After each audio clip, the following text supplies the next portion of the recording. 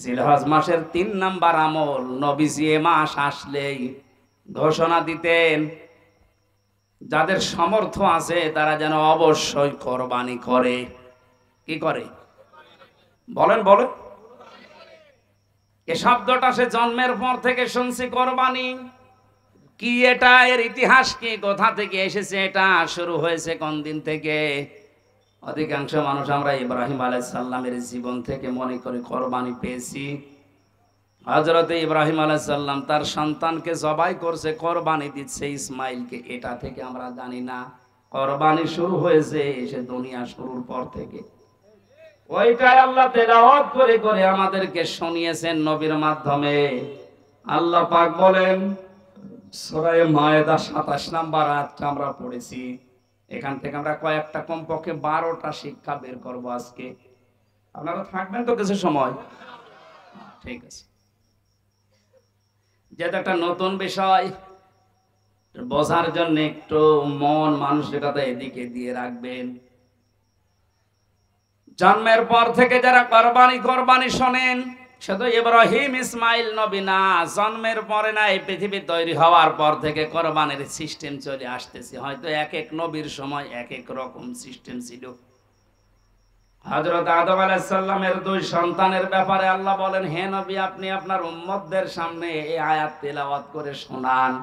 দিনাজপুরবাসী, আল্লাহর নবী মুহাম্মদুর রাসূলুল্লাহ যদি এখন বেঁচে থাকতেন, এই দিনাজপুরের 5 বাড়িয়ে রাস্তার পাশ দিয়ে যদি এখন হেঁটে যেতেন, এই ময়দানে যদি এতগুলো উম্মত দেখতেন, এখানে বসে বসে উনি এই আয়াত তেলাওয়াত করে শোনাতেন।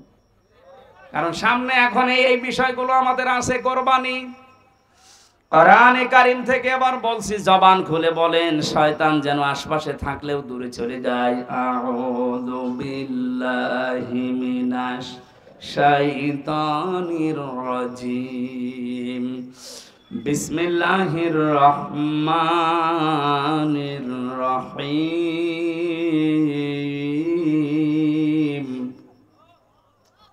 ওয়াতলু আলাইহিম নাবা বনি আদম বিল হক ইলা আখিরি আয়াত। সূরা মায়েদা। কোন সূরা? বলেন বলেন। মায়েদা মানে দস্তরখানা। মায়েদা মানে কি? 120টা আয়াত আছে, 16টা রুকু আছে। আমরা মাত্র একটা আয়াত 27 নাম্বার আয়াতের 1 ভাগ পড়েছি 4 ভাগের। আপনি দেখেন এর ভেতরে কত কথা লুকিয়ে আছে। যদি 1-1.5 ঘন্টা আমি এভাবে বলি, দেখবেন 1-1.5 ঘন্টায় কিছুই হবে না, মনে হচ্ছে শুরু হচ্ছে। একটা আয়াতের 4 ভাগের 1 ভাগে যদি এত কথা আল্লাহ লুকিয়ে রাখে, পুরা কোরআনে কত আয়াত আছে, কত কথা আছে, এইটা কিয়ামত পর্যন্ত হায়াত বিল আপনি শেষ করতে পারবেন না। আর তার কাছেই মানুষ আসতে চায় না। নামকরণ যেহেতু বললাম, এই জন্য একটু কথা 2-1 মিনিট বলছি। মায়েদা মানে দস্তরখানা। তামাম পৃথিবী আল্লাহ আমাদের জন্য দস্তরখানা হিসাবে বানিয়ে দিয়েছেন। নবীজি আয়াতের ব্যাখ্যা করতে গিয়ে আমি ফি জিলালিল কোরআনে পেয়েছি, বিশ্বনবী মুহাম্মদুর রাসূলুল্লাহ সাল্লাল্লাহু আলাইহি ওয়াসাল্লাম বলেন, কেউ যদি দস্তরখানা বিছিয়ে খাবার খায়, পড়ে যাওয়া খাবারগুলো যদি কেউ খেতে পারে দস্তরখানায়, তাহলে তার জান্নাতের হুরের মহরানা আদায় হয়ে যায়। এই কথা বুঝলে সুবহানাল্লাহ বলছেন তো। দস্তরখানায় পড়ে যাওয়া খাবার উঠিয়ে খেলে জান্নাতের হুরের দেড়মোহর আদায় হয়। আপনি এখনো মরেননি, জান্নাত পাবেন কিনা গ্যারান্টিও নেই। অথচ 1500 বছর আগে নবীজি এই কথা আমাদেরকে শুনিয়েছেন যে দস্তরখানায় পড়ে যাওয়া খাবার উঠিয়ে খেলে জান্নাতের হুরের দেনমোহর আদায় হয়। তাহলে আমলটা যদি আজকে থেকে শুরু করি, বিশ্বাস অন্তত করতে পারবো যে আমি আর যাই হোক জান্নাত পাবো। না তো নবীজি কথা বলতেন না। দ্বিতীয় নম্বরে, আমাদের এই শরীরের ভেতরে 360টা হাড় আছে, জোড়া দেওয়া আছে, জয়েন্ট দেওয়া আছে। আল্লাহর নবী বলেন, সাহাবীরা তোমরা প্রতিদিন 360টা এই জোড়া আছে এই জোড়া রগের হাড়ের সাদগা আদায় করবা। সাহাবীরা বলেন, হুজুর আমরা এত গরিব মানুষ, প্রতিদিন সাদকা করব, টাকা পাবো কোথায়? নবীজি বলেন, দুইটা কাজ করবা দুনিয়ায়, তাহলে 360টা হাড়ের সাদকা আদায় হয়ে যাবে। এক নম্বরে, মসজিদে যদি কোনো ময়লা আবর্জনা, থুথু লালা এরগুলো কিছু পড়ে থাকে, কারো উপরে না তাকিয়ে নিজের দায়িত্ব মনে করে ওটা ফেলে দিবা। অথচ এই দায়িত্ব এখন শুধু ইমামের, মুয়াজ্জিনের আর খাদেমের। হাদিসকে শুধু ইমাম, মুয়াজ্জিন, খাদেমরা মানবে আর আমরা আল্লাহর ওলি হয়ে গেছি। আজকে থেকে এই যে হাড়গুলোর জয়েন্ট, আপনি কি মনে করছেন এমনি এমনি জয়েন্ট গুলো আল্লাহ দিয়েছে? এভাবে যদি সোজা থাকতো দুনিয়ায় কিছুই ধরতে পারতেন না। এত সুন্দর করে আমার আল্লাহ একটা জিনিস ধরার জন্য 360টা জোড়া দিয়ে দিয়েছেন। এগুলো তো সাদকা আদায় করা লাগবে।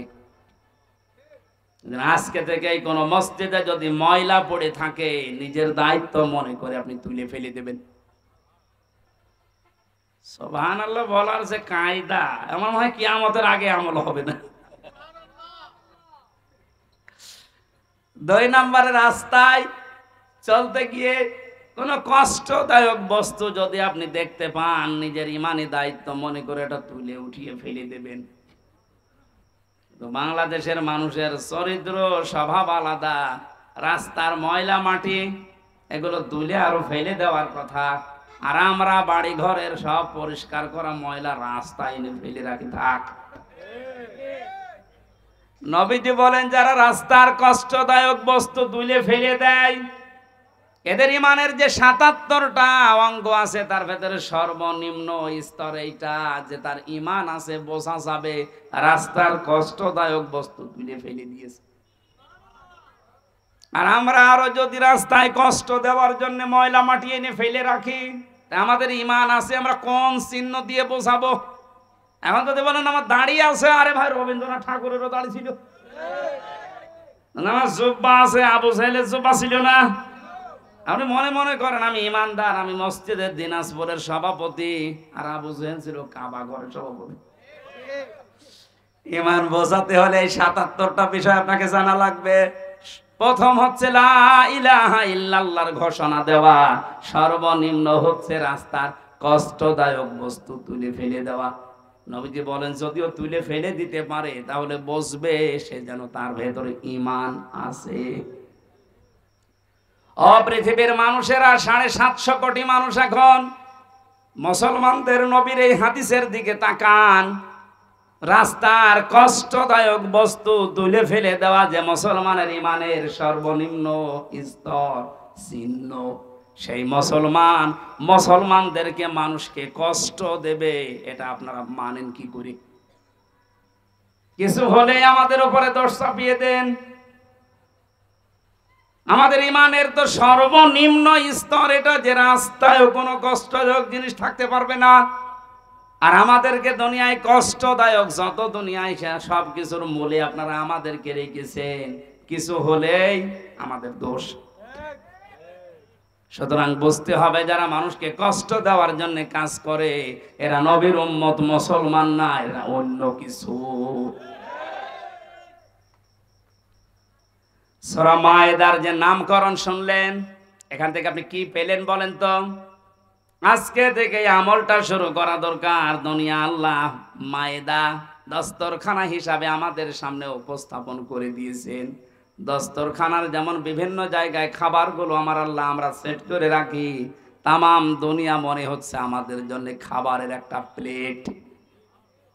কি কথা বলে না কেন?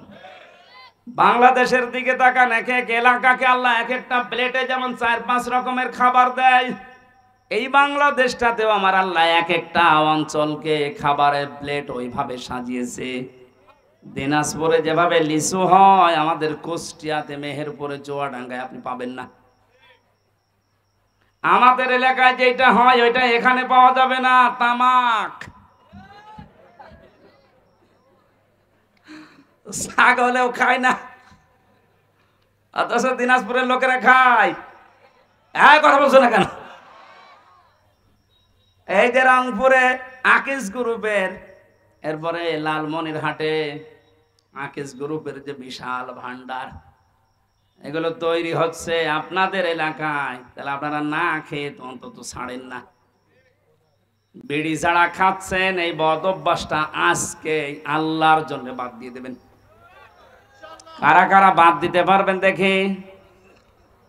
বিড়ি খোর কয়েকটা আছে এখানে, আলহামদুলিল্লাহ আজকের মাহফিল সাকসেস হবে, আপনি ছেড়ে দেবেন ভাই। শুধু এ দোষ আপনারও দেয় না, আপনার স্ত্রী নেই। সম্মানিত মা বোনেরা যদি এসে থাকেন, আপনার স্বামী যদি বিড়ি খায়, সিগারেট খায়, ওর বিছানা আলাদা করে, ও শয়তান থাকে কোন জায়গায় দেখবো, শেষে যে থাকতে পারবে না, বাধ্য হয়ে ওই ছেড়ে দেবে।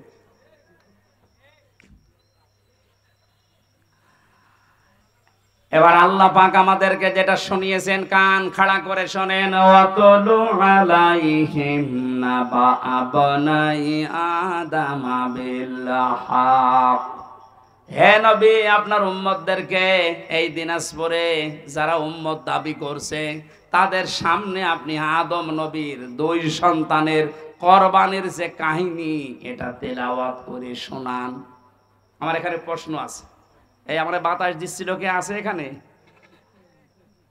এবারে আপনারা জিজ্ঞাসা করবো, কিন্তু এই যে প্রথম শব্দ আমার আল্লাহ দিলেন আব্দুল্লাহ, আপনি তেলাওয়াত করেন।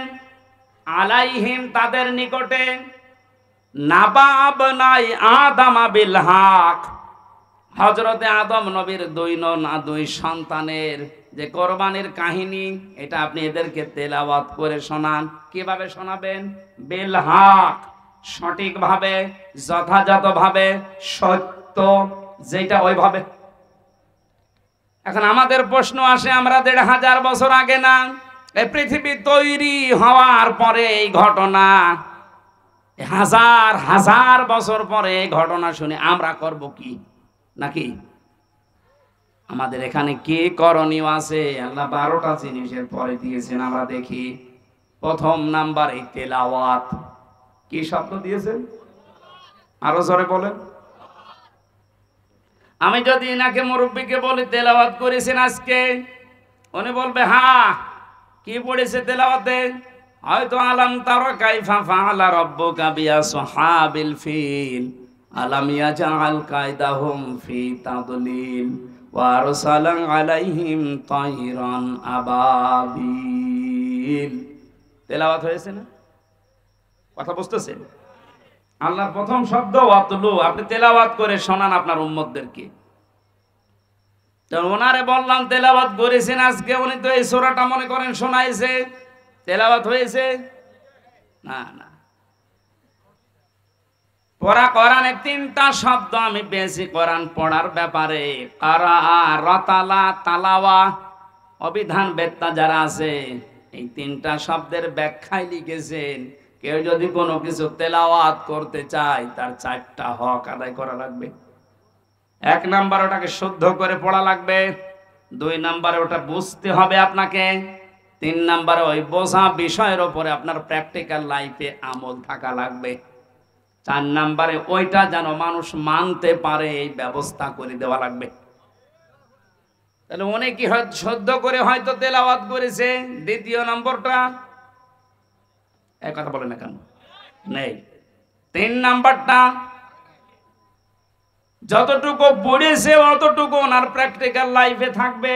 উনি তেলাওয়াত করেছিল আলাম ইয়াজআল কায়দাহুম ফি তাদলিল। হে নবী, আপনি কি তাদের দিকে তাকিয়েছেন? আল্লাহ হাতিওয়ালাদের সাথে কি ব্যবহার করেছিলেন? তাদের সমস্ত ষড়যন্ত্র আমার আল্লাহ কি নস্যাৎ করে দেয়নি? কায়দাহুম, কায়দা মানে কি? কায়দা বলি না আমরা, কায়দা করেছো, এই কায়দা মানে ষড়যন্ত্র। আল্লাহ কি তাদের ষড়যন্ত্র নস্যাৎ করে দেয়নি? এটা উনি পড়ার পরেই মনের ভেতরে 100% দৃঢ় বিশ্বাস রাখবে। কাবা ঘর যেভাবে আমার আল্লাহ রক্ষা করেছিলেন ষড়যন্ত্র থেকে আবরাহার এই হাতিওয়ালা বাহিনীর, তামাম পৃথিবীতে মুসলমানদেরকে, ইসলামকে আল্লাহ কিয়ামত পর্যন্ত ভাবে রক্ষা করবে। আজ আমরা ইসলামের দুরবস্থা থেকে অনেকে এই সাইড কেটে চলে যাচ্ছে, দিনকাল ভালো না। তা আপনি কি পড়লেন? কোরআনের আয়াতের উপরে তো আপনার 100% বিশ্বাস এখনো আসেনি, তার মানে আপনার তেলাওয়াত হয়নি। নবীজিকে আল্লাহ বললেন আপনি তেলাওয়াত করে শোনান, তো তেলাওয়াত করলেই তার মানে আপনি বুঝবেন যে কি আল্লাহ বলতে চাই।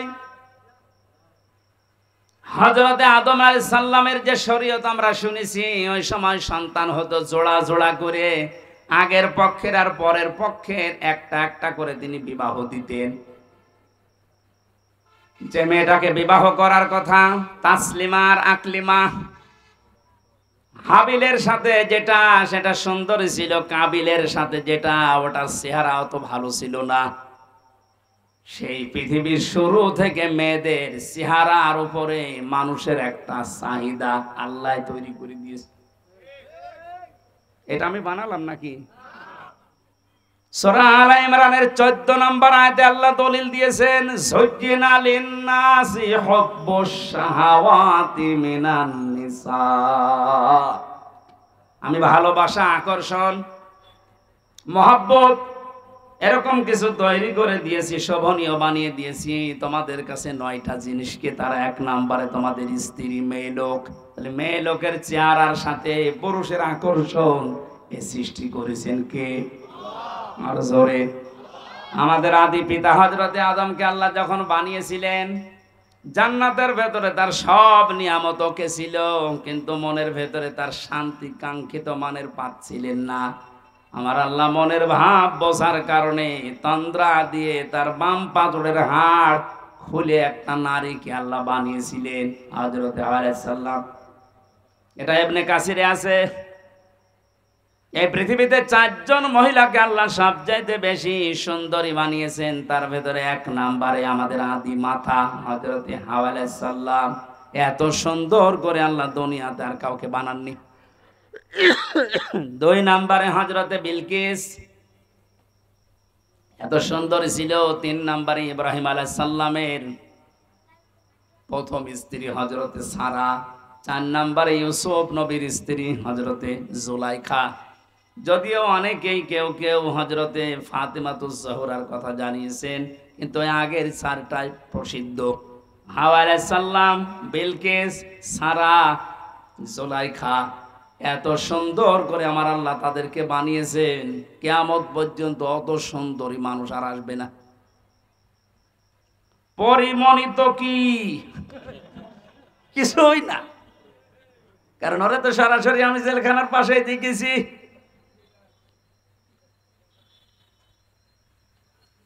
হযরতে হাওয়াকে এত সুন্দর করে আল্লাহ বানিয়েছেন। আদম নবী তন্দ্রা অবস্থায় ছিলেন, ঘুম থেকে উঠেই দেখলেন বাম পাশে কি গো, তিনি ধরতে যাচ্ছিলেন আর তাকিয়েছেন। আল্লাহ পাক আদেশ দিলেন তাকানো যাবে না, ধরাও যাবে না। হযরতে আদম নবী আলাইহিস সালাম বলে, আল্লাহ তাকানো যাবে, ধরা যাবে, কি করলে আপনি সেই কায়দা বলেন। আল্লাহ রাব্বুল আলামিন বলেন, আল্লাহ পাক বলেন তাকানো যাবে, ধরাও যাবে, একটা কাজ করা লাগবে, বিয়ে করা লাগবে। তাহলে এই জায়গা থেকে প্রমাণ হয় কি, বিয়ের আগে যে প্রেম প্রীতি গুলো আছে এগুলো জায়েজ। অনেকে প্রেমিকার মাথায় হাত দিয়ে বলে, আল্লাহর কসম আমি তোরে ভুলে যাব না, অথচ পুরাটাই হারাম। বিয়ের আগে ওর মাথায় হাত দেওয়া জায়েজ আছে? কথা বলে না কেন? না, এলাকায় প্রেম প্রীতি বন্ধ হয়ে গেছে। প্রেম প্রীতির বন্ধন নামে সিনেমা তৈরি হচ্ছে। আদম নবী আলাইহিস সালামকে আল্লাহ বললেন বিয়ে করতে হবে, উনি বলছে আমি রাজি। এই দেশের যুবক যারা আছে, আমার মনে হয় ওরা যদি পৃথিবীর কোন ফরজের খবর না রাখে, বিয়ে করা ফরজ এটা জানে না। সন্তান যাদের আছে প্রাপ্তবয়স্ক, রিজিকের দিকে আপনি না তাকিয়ে তার বিয়ে দিয়ে দেবেন। বিয়ে করলে যে সমস্ত উপকার গুলো আছে আপনি এগুলো টের পাবেন না। আপনি মনে করছেন না, আজকে একটা ফেসবুকে একটা স্ট্যাটাস দিয়েছে এক মহিলা, বলছে আমি প্রতিষ্ঠিত হব, দরকার হয় বুড়ি হব, তারপরে বিয়ে করব। আল্লাহ যৌবনকে ভোগ করার জন্য যে সময়টুকু দিয়েছেন, এই সময় পার হয়ে গেলে আপনার দিকে তো কেউ তাকাবে না। এই জন্য মেয়েদের শুকরিয়া আদায় করা দরকার পুরুষের এই যৌন চাহিদাকে। এটা আছে বলে আপনি আজ এত দামি। কথা বলেন। পুরুষের এই চাহিদাকে যারা মর্যাদা দাম দিতে চায় না, সেই পরিবারগুলোতে আমরা দেখতে পাই এরা পরকীয়া প্রেমে লিপ্ত হয়। আপনি মুরব্বী মানুষের শুধু বুঝবেন না। পরকীয়া প্রেমে এলাকায় নেই? যারা পরকীয়া প্রেমে লিপ্ত আছেন এখনো পর্যন্ত, তিনটা ক্ষতি হবে দুনিয়া। এক নম্বরে চেহারার উজ্জ্বলতা নষ্ট হয়ে যাবে। দুই নম্বরে আপনার রিজিকের বরকত আল্লাহ কমিয়ে দেবে। তিন নম্বরে মরণের সময় আপনি ঈমান পাবেন না, বেঈমান হয়ে মরবেন। নাউজুবিল্লাহ বলে শেষ করে দিচ্ছেন, আর কিছু করবেন না।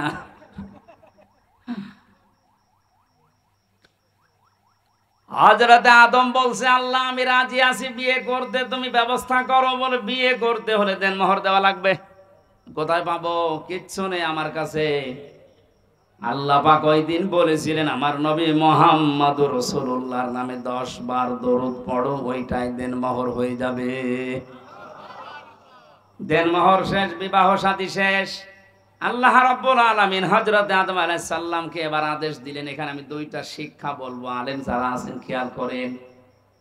অকুলনা ইয়া আদম উসকুন আনতা ওয়া যাওজুকাল জান্নাতা ওয়া কুলা মিনহা রাগাদান হাইসু শি'তুমা। ইলা আখির আয়াত, সূরা বাকারা। আল্লাহ পাক বলেন, আদম বিয়ে হয়ে গেছে, বউ নিয়ে বাড়ি চলে যাও। জান্নাত আমাদের বাবার বাড়ি। জান্নাত কথা বলেন না কেন? হযরত আদম আলাইহিস সালাম আমাদের বাবা, আদি পিতা। আমাদের পিতার বাড়ি আমাদের বাবার বাড়ি। তার মানে আল্লাহ পাক আমাদেরকে দুনিয়ায় জানাতে চাইলেন, এই পৃথিবীর বান্দা বান্দিরা বিয়ে করার পরে বউ নিয়ে যাওয়া লাগবে বাবার বাড়ি। অথচ কত আল্লাহর ওলি এখানে বসে আছে, ঘর জামাই থাকে। আরে বিয়ে করে বউ বাবার বাড়ি নিয়ে যাওয়ার নিয়ম, আর আপনি সহ থেকে যাচ্ছেন। ঘর জামাই আছেন কারা? হাত তোলেন তো দেখি। একজন নেই। দিনাজপুরে এখনো ভালো আছে। আয়াতের দ্বিতীয় নম্বর কথা ছিল, খেয়াল করেন, কোরআনের প্রতিটা শব্দ শিক্ষামূলক। আল্লাহ বলতেন, জান্নাতে যাও, তোমার স্ত্রীকে নিয়ে তোমার বাড়িতে চলে যাও। আনতা ওয়া যাওজুকাল জান্নাতা ওয়া কুলা। এই এক আলিফ টান আছে। ওয়া কুলা। আল্লাহ দ্বিবচন দিলেন কেন? আল্লাহ পাক আনতা ওয়া কুলা দিতে পারতেন না? তুমি তোমার বাড়িতে যে নিজে আগে খাবা, মরণের খাওয়া, এরপরে বউকে খাওয়াবা না। আল্লাহ একবারে কোলা দিয়েছেন, আংতা দেয়নি। আল্লাহ বলেন, যে পরিমাণের খাবার, যে মানের খাবার, যেরকম দামি খাবার তুমি খাবে, ওই মানের খাবার স্ত্রীকে খাওয়ানো লাগবে। আজ নারী পক্ষ, নারী স্বাধীনতা আন্দোলন, নারী বিপ্লব পরিষদ, নারী জোট, 13টা সংগঠনে দেশে মেয়েদের অধিকার আন্দোলনে কাজ করছে। অথচ মেয়েদের সবচাইতে বড় অধিকার আমার আল্লাহ দুনিয়া তৈরি হওয়ার পরে আদম আলাইহিস সালামকে, হাওয়া আলাইহিস সালামকে দিয়ে দিয়েছে। কেন? তিনি জান্নাতের ভেতরে বলতে পারতেন না, আদম তোমার বাড়ি যেহেতু মরণের খাওয়া খাও, স্ত্রীকে যতটুকু পারো দাও, না পারো না দাও, বলতে পারতেন না? অথবা নিচের খাওয়ার পরে তারপরে বাঁচলে তাকে দেবে। তারপরে আংতা শব্দ দিয়ে পরবর্তীতে স্ত্রীর নাম দিতেন সাউজুন। কই আল্লাহ তো একবারে কোলা দিলেন।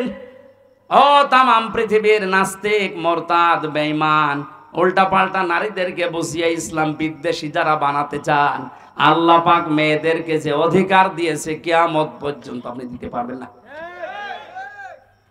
সুতরাং মেয়েরা ওদের কথা শুনে রাস্তাঘাটে নেমে মিছিল করা বন্ধ করেন।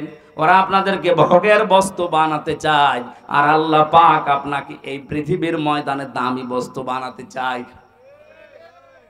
তাহলে আমাদের উচিত হচ্ছে আদম আলাইহিস সালাম আমাদের জাতির পিতা, জান্নাতে যাবার পরে আল্লাহ বললেন সাবধান, নিজে খাবে, স্ত্রীকেও খাওয়াবে, ওই মানের পোশাক, ওই মানের খাবার।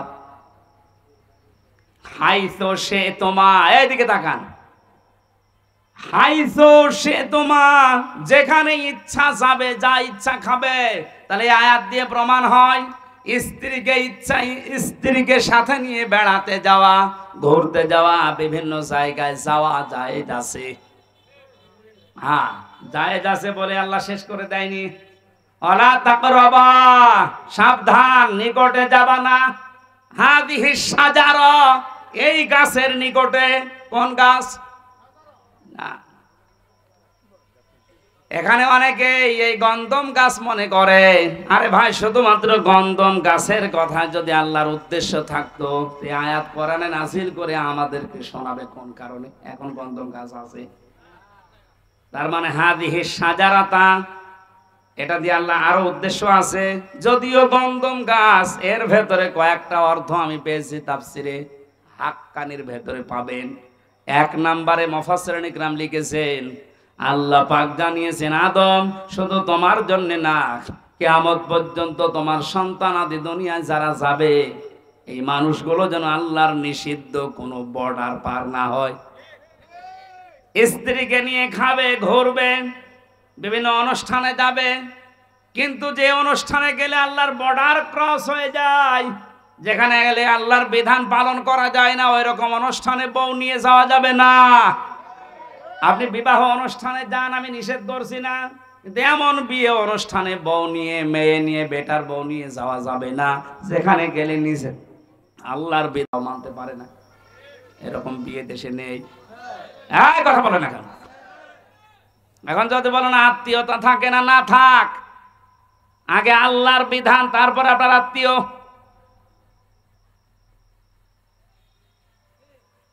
বিশ্ব নবীকে আল্লাহ জানাতে বলেছেন, নবী আপনি জানান, লা তাআতা লিমাখলুকিন ইল্লা বিমাসিয়াতিল খালিক। এই পৃথিবীর ময়দানে আল্লাহ এবং রাসূলের অবাধ্য হয়ে যায় এমন কোন কাজ দুনিয়ায় কারো জন্য করা যাবে না। এটা যদি বিয়াই না থাকে, না থাক, কারণ যে বিয়ায় জাহান্নামে নিয়ে যাওয়ার কারণ হয়ে দাঁড়াবে, ওইরকম বিয়ায় থাকার চাইতে না থাকা ভালো। তাহলে আয়াত থেকে যে কয়টা শিক্ষা পেয়েছেন, প্রথম শিক্ষা কি? বিয়ে করে বউ বাবার বাড়ি নিয়ে যাওয়া লাগবে। 2 নম্বরে যা খাবেন, যে মানের খাবার, ওই মানের খাবার তাদেরকে দেওয়া লাগবে। এক কথা বলে না কেন? যেই মানের ঘরে থাকেন, ওই রকম মানের ঘর তাদের ব্যবস্থা করা লাগবে। যেই মানের কাপড় আপনি পরেন, ওই মানের কাপড়ের ব্যবস্থা তাদের করা লাগবে। এরপরে তাকে নিয়ে মাঝে মাঝে ঘুরতে যাওয়া, আনন্দ করা, কিন্তু এমন জায়গায় ঘোরা যাবে না, এমন অনুষ্ঠানে যাওয়া যাবে না যেখানে গেলে আল্লাহর বিধান মানা যায় না। আজ বাংলাদেশে এমন এমন দিবস নাম দিয়ে চালাচ্ছে, যে দিবসে গেলে ঈমানও যায়, আমলও যায়। নাম দিয়েছে শিশু মেলা, শিশু নেই, শুধু শিশুর খালারা আর মামারা,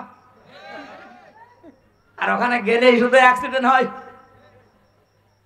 কথা বল না কেন? এরকম অ্যাক্সিডেন্টের মেলা নেই, নাম দিয়ে শিশু মেলা। শিশু খুঁজে পাওয়া যাচ্ছে না, খালি শিশু খালারা আর মামারা।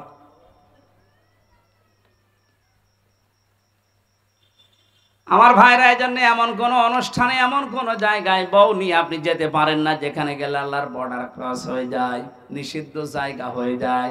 যদি যায়, আল্লাহ পাক বলেন ফাতাকুনা মিনাজ জালিমিন, দুইজনে কিন্তু জালেম হয়ে যাবে। হযরত আদম আলাইহিস সালামের যে সন্তান কাবিলের ভাগ্যে যেই মহিলা জুটেছিল, তাসলিমা আর আকলিমা, এই সুন্দর চেহারা নাই, এই জন্যে ওর আগের সিরিয়ালে যেটা এসেছে, এই মেয়েটাকে বিয়ে করার জন্য প্রস্তাব দিয়েছে আদম নবীকে। হযরতে আদম আলাইহিস সালাম সন্তানকে বললেন, না, এটা সম্ভব না, আল্লাহর আইনের বিরুদ্ধে কাজ কখনোই করা যাবে না। ও তখন ফোন দিয়েছে, নিজের ভাই যেটা সুন্দরী মেয়েটার সাথে বিয়ে হবে, আগে যদি ভাইকে সরিয়ে দিতে পারি তাহলে এই মেয়েটা আমার জন্য সহজ হয়ে যাবে। এই চিন্তা ভাবনা তার ব্রেনের ভেতরে ঢুকিয়েছে শয়তান। আল্লাহ পাক বলেন ইদি করবা করবানান ফাতুকবিলা মিন আহাদিহিমা ওয়া লাম ইউতাকাব্বাল মিনাল আখার। হযরতে আদম আলাইহিস সালামের এই দুই সন্তান কোরবানি করেছিল আদম নবীর কথা মতো, যে চাটিয়াল ময়দানে পশু জবাই করে রেখে আসো, আকাশ থেকে আগুনের ঝলক এসে পুড়িয়ে ফেলবে। ওই জামানার কোরবানি ছিল এইটা। কথা বুঝতেছেন? হযরতে আদম নবীর ওই জামানার শরীয়ত ছিল এরকম, আপনি কোরবানি জবাই করে রেখে আসবেন চাটিয়াল ময়দানে, আকাশ থেকে আগুনের ঝলক এসে পুড়িয়ে ফেলবে, তাহলে বুঝবেন আপনার টাকা হালাল, ওইটা কবুল হয়েছে। আর যারটা পোড়াবে না, অভাবে থেকে যাবে, তার বুঝতে হবে টাকার ভেতরে দুই নাম্বারই আছে। আমার মনে হয় এই শরীয়ত যদি আজ বাংলাদেশে থাকতো, কত মানুষ যে ধরা খেত আল্লাহ ভালো জানে। এই জন্য যারা অবৈধ ইনকাম করে, যাদের টাকা পয়সা হালাল না, সুদের টাকা, ঘুষের টাকা, মানুষ ফাঁকি দেওয়া টাকা, জেনে শুনে তাদের সাথে কোরবানি করা জায়েজ নেই। যদি কেউ করে জেনে শুনে, তাহলে আপনার হালাল টাকার কোরবানি হবে না। নাকি মাসলা করা ভুল হয়ে গেল? এই এলাকায় এসব আছে। আপনি কোরআনে যত জায়গায় কোরবানি শব্দটা পাবেন, দেখবেন তার আগে আল্লাহ নামাজের কথা দিয়েছেন, ওলে ইন্না সলাতি ওয়া নুসুকি।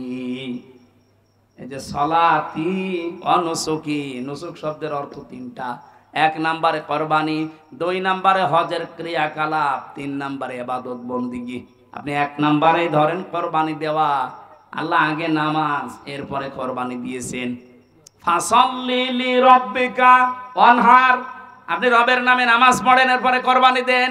এখান থেকে মাসলা বের হয়, যারা নামাজ পড়ে না তাদের সাথে কোরবানি করা জায়েজ নেই। এলাকায় করেন কেউ, আপনারটাও হবে না। হযরতে আদম নবীর শরীয়ত যদি এখন থাকতো, কত বড় বড় হাসি সে ধরা খেত আল্লাহ ভালো জানে, আমরাও ধরা খেতাম। কারণ আজ হাজারো মানুষ কোরবানি দিচ্ছে, আজ 50টা আকিস গ্রুপে কোরবানি দেবে, আমার মনে হয় কয়েকশো। টাকা যদি রিকশা চালকের মতো হালাল ইনকাম করে কোরবানি দেওয়া লাগতো, এভাবে হাজার হাজার গরু আমরা একজনকে কোরবানি দিতে দেখতাম না। চাটিয়াল ময়দানে রেখে আসার কারণে যখন কবুল হয়নি, ওকে শয়তান তখন ধোঁকা দিয়েছে, পথের এই কাঁটা, এই ভাই এটাই সরিয়ে ফেল, তাহলে সুন্দরী মেয়েকে তুই পেয়ে যাবি। আল্লাহ পাক বলেন একজনেরটা কবুল হয়েছিল, ওয়ালাম ইয়াতাকাব্বাল মিনাল আখার, আর যারটা কবুল হয়নি, এই লোকটা ডাক দিয়ে বলেছে কাবিল, ক্বালা আকতুলান্নাকা, অবশ্যই আমি তোরে আজকে আর এখান থেকে বাড়ি যেতে দেব না, তোরে মেরে ফেলবো। আজ বাংলাদেশে আপনি আয়াতটা মিলাবেন, বৈধভাবে সৎভাবে অনেকের সাথে অনেকে চরিত্র দিয়ে পেরে উঠতে পারে না, তখন তাকে রাস্তা থেকে সরিয়ে দেওয়ার ব্যবস্থা করে। এমন এমন মামলা হামলা বিপদ আপদ তার ভেতরে তারে ফেলে দেয়, সে যেন আর উঠতে না পারে। কোরআনে কারিমের সূরা নিসা 5 নাম্বার পারা 15 নম্বর পৃষ্ঠার 12 নম্বর লাইনের 113 নম্বর আয়াত। বাড়িতে একটু আয়াতটা মিলাবেন। ওমাইয়াকেসবে খাতিয়াতান আও ইসমান সুম্মা ইয়ারমি বিহি বারিয়ান ফাকাদ হিতামালা বুহতানা ওয়া ইসমান মুবিনা। শেষ করে দেব, মেলা রাত হয়ে গেল, আমি তো এখনো খাবারই খাইনি, খাবার খাওয়া লাগবে না? করবো, ঠিক আছে, আর একটু করে খাবার নিয়ে আসে।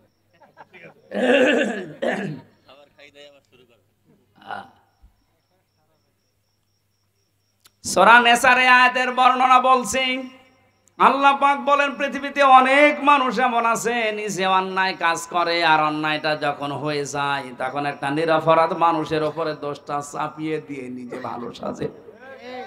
এ যেন প্রকাশ্য পাপের বোঝা বহন করে নিয়ে বেড়াচ্ছে, বলেন নাউজুবিল্লাহ।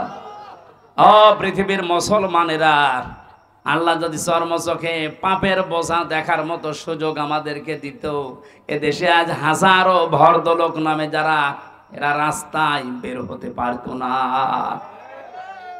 বিনা কারণে একটা মানুষের উপরে দোষটা আপনি চাপিয়ে দিলেন, অথচ লোকটা ও বিষয় কিছু জানেই না। কথা বলেন না কেন? আল্লাহ তুমি আমাদেরকে বোঝার মতো রকম ঈমান এবং যোগ্যতা দান করো, বলেন আমিন। জীবন চলে যাবে, নিরপরাধ কোনো মানুষকে আমরা যেন না ফাঁসাই। আপনি ওরে ফাঁসিয়ে ওর ক্ষতি করতে পারেননি, নিজে পাপের বোঝা আপনি বহন করে নিয়ে বেড়াচ্ছেন। হয়তো আজ আমাদের ওই চোখ নেই, তা আমরা দেখতে পাচ্ছি না। সাদা ধুতি পরে সুন্দরভাবে গোসল করে গোঁফ দাড়ি কেটে একেবারে ফেরেশতার মতো লাগতেছে আপনাকে। আপনি যে কাজ করে এসেছেন এটা যদি সত্যি শরীরে লেখা থাকতো, আল্লাহ শুধু সাত্তার নামের ওসিলায় আপনার শরীরে এই গোনাটা লিখে দেয়নি। উনি যদি সাত্তার নাম না নিত, তাহলে আমরা যে যে অপরাধ করি ওইটা আমাদের শরীরের বিভিন্ন জায়গায় লেখা থাকতো, রাস্তায় বের হওয়া যেত। দিনাজপুর বাসে যখন ওটা কবুল হয়নি, তখন হাত বাড়িয়েছে, আমি তোকে মেরে ফেলবো। যাকে মেরে ফেলার জন্য হুমকি দিয়েছে হযরতে আদম নবীর সন্তান হাবিল, এ কিন্তু আর হাত উত্তোলন করেনি মেরে ফেলার জন্য। তিনি একটা কথা শুনিয়েছিলেন ভাইকে। আজ আমরা যারা একামতে দিনের সাথে আছি, এদেশে ইসলাম কায়েম হোক, এই নেশা এই পেশা নিয়ে ঘুরি, তাদের ওই একই কথা। এত অত্যাচার, এত জুলুম, এত নির্যাতন সহ্য করার পরও আমরা পাল্টা আক্রমণ করি না। আমরা আদম নবীর সন্তান হাবিলের মতো এই কথাই বলি, ক্বালা ইন্নামা ইয়াতাকাব্বালুল্লাহু মিনাল মুত্তাকিন। হে ভাই কাবিল, তোমারটা কবুল হয়নি, এজন্য তুমি আমাকে মেরে ফেলতে চাও। আমি তোমাকে মারার জন্য হাত বাড়াবো না, তোমাকে মেরেও ফেলতে চাইবো না। ভালো করে শুনে রাখো, আল্লাহ পাক কিন্তু মুত্তাকি যারা তাদের কুরবানি দুনিয়ায় কবুল করে থাকেন। এই আয়াত দিয়ে প্রমাণ হয় সামনে কুরবানি কবুল হবে শুধু বাংলাদেশে তাদের, যে মানুষগুলো দুনিয়ায় মুত্তাকি। মুত্তাকি কি? আল্লাহকে ভয় করে, এই কথা আমরা সবাই জানি। মুত্তাকি না। পৃথিবীতে মুত্তাকি হওয়ার জন্য সবচাইতে সুন্দর যে সংজ্ঞাটা আমার ব্রেনে এসেছে, আমি দেখতে পেয়েছি, পৃথিবীতে যেখানে যার যেই দায়িত্ব, ওই দায়িত্বটা সঠিকভাবে পালন করার নাম হচ্ছে মুত্তাকি। এটা আজ বাংলাদেশের মানুষ যদি বুঝে ফেলতো, এদেশের কুরবানি সবারটা কবুল হয়ে যেত। যে যেখানে আসি ওই জায়গায় আমার দায়িত্ব কি আমি পালন করব। দুনিয়ায় একদিকে চলে গেলেও আমি পালন করব। এখানে আমি যখন বসি, এই চেয়ারটা আমার জন্য একটা আমানত। এটা কি হবে কি হবে না ওদিকে ভাবার সময় কোরআনপন্থী লোকদের থাকে না। কারণ আমি মুত্তাকি, আমার এই দায়িত্ব, এই আমানত আমি পালন করবই। আজ 48,000-এর উপরে পীর এই দেশে, লক্ষ লক্ষ আলেমেরা। আজকে যদি এই দায়িত্বটা সত্যি পালন করতে পারতাম, আমার মনে হয় এই দেশে অবৈধ কাজ করার পরে মানুষের একটু অনুশোচনা হলেও আসতো। এই শোনেন, আমি জেলখানায় থাকাকালীন যে 2টা বই লিখেছিলাম, বই আছে আপনাদের কাছে? যে দাম্পত্য জীবনে মানুষের যে কলহ, ঝগড়া, ফ্যাসাদ, এগুলো মেটাতে হয় কি ভাবে, আমি ওখান থেকে টুকে টুকে রেখেছিলাম। কারণ ওখানে আলেমদের কাছে ছিলাম, 76 জন আলেম ছিলাম এক জায়গায়। মাওলানা মামুনুল হক সহ বড় বড় আলেমরা ছিল। আমি বাইরে এসে 2টা বই এভাবে লিখেছি, দাম্পত্য জীবনের কলহ এবং তার সমাধান। প্রায় 19টা দেওয়া আছে। এখানে আছে, এই যে গাড়িতে আছে কয়টা, 50টার মতো মনে হয় নারীদেরটা, ওটা নিয়ে যাবেন। আর পুরুষেরটা কয়েকটা আছে, ওটা যে উপহার দেবেন মেয়েকে, বউকে, ফুফুকে, মাকে, মেয়েদের আগে দেবেন। পুরুষের জন্য একটা আছে। আমি তো আজকে এসেছি ট্রেনে, এই জন্য আনতে পারি না। কয়েকটা আছে, নিয়ে যান, কাজে লাগবে। পরকীয়া প্রেম থেকে মুক্ত হবে আমাদের পরিবারগুলো ইনশাআল্লাহ। যারা গেছে কি কই, মানুষ তো দেখি না।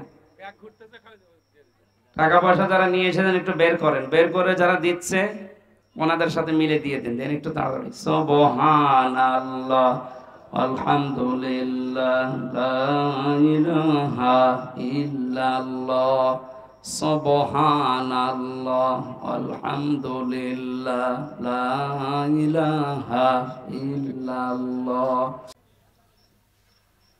হয়ে গেছে আপনাদের?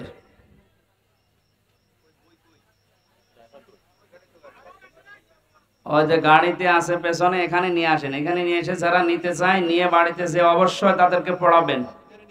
উল্টাপাল্টা নভেল নাটক না না পড়ে এটা পড়াবেন একবার। আমার মনে হয় যতটুকু বিশ্বাস, এর ভেতরে যত তথ্য আছে, পড়াটা পড়তে পারলে অনেক গোনা থেকে বেঁচে থাকতে পারবে মহিলা। পুরুষের জন্য একটা আছে মনে হয় কয়েকটা, মেয়েদের জন্য বেশি আছে, এটা নিয়ে জানা। আমি কালেকশনের কথা বললে মানুষেরা হুজুর ওয়াজ করেন রাত 12টা পর্যন্ত মরে যান, আমি যখন খাইনি সেদিকে খেয়াল নেই, তো টাকা দিতে চাই না। সুবহানাল্লাহ আলহামদুলিল্লাহ লা ইলাহা ইল্লাল্লাহ। আপনাদের এলাকাতে ওই যে মাওলানা হারুনুর রশিদ দিনাজপুর ভার্সিটি দানেশ বিশ্ববিদ্যালয়ের পেছনে বাড়িয়েছে, এটা আমাদের বিশ্ববিদ্যালয় ছিল। ও মাওলানার মাধ্যমে এই এলাকাতে আসা হয়, দিনাজপুর, ঠাকুরগাঁও, পঞ্চগড় আশপাশ জেলাতে অনেক অনেক দাওয়াত নিয়েছে। ও জানে যেখানে আছে ওখানে যাবেন, আমরা সাবজেক্ট আকারে কথা বলবে, যেহেতু সামনে কোরবানি এই জন্য বিষয়টা একটু টাচ দিলাম।